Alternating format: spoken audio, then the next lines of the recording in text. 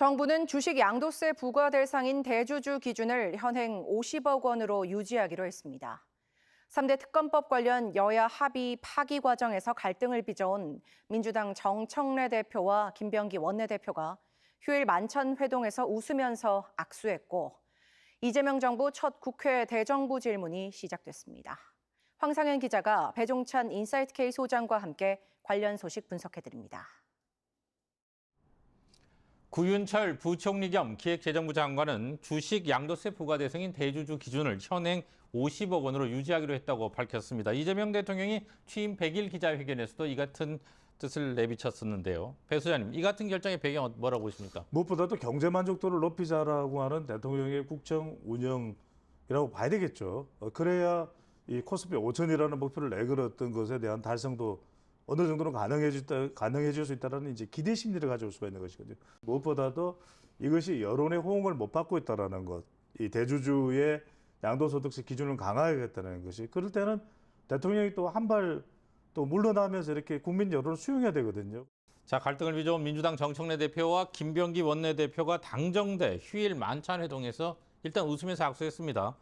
여당 내 투톱 간 갈등은 100% 해소됐다. 여당 내에서 나오는 얘기인데 이번 이 추세를 어떻게 보세요? 이번 사안을. 100% 다 봉합됐다 보기는 어렵습니다. 실제로 이 두 사람의 갈등 관계는 앞으로 여러 가지 주제에서 빚어질 수밖에 없다. 그것은 대통령의 기조는 야당과 좀 더 협치하는 쪽이냐. 그게 아니라 정청래 대표는 야당에 대해서 지금 위헌정당 해산 심판 청구까지도 이야기하고 있거든요. 그렇기 때문에 이 결은 굉장히 다를 수밖에 없습니다. 그런 만큼 임시적으로는 봉합되었으나 앞으로의 충돌은 계속해서 여지는 일어날 수 있는 것이고 더 크게 확대될 가능성도 열려 있는 것으로 보입니다.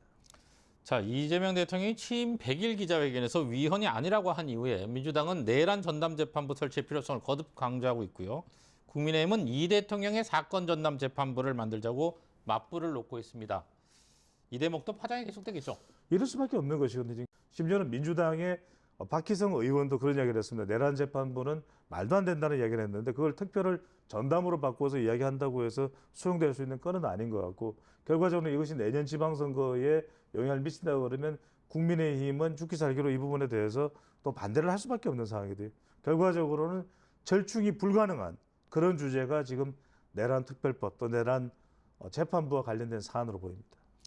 장동혁 국민의힘 대표는 부산을 찾아서 불법 선거운동 혐의로 구속된 소년보 목사의 교회 예배에 참석해 종교 탄압이라고 주장했습니다. 어떻게 보십니까? 현재 국민의힘의 어떤 우군 세력을 더 확보한다고 봐야 되겠죠. 지역적으로 PK 지역이기 때문에 그만큼 또 국민의힘에도 영향을 줄 수밖에 없는 지지 기반, 지지 지역이 되는 것이고요. 또 하나가 이제 결국 종교적인 영향이라는 것은 누가 거론한 것입니까? 바로 트럼프 대통령이 한미 정상회담에도 거론을 했던 그 내용이거든요. 자, 이재명 정부의 첫 정기국회 대정부 질문이 시작됐어요. 나흘 동안 여야의 치열한 공방이 예상되는데 쟁점 뭐라고 보세요?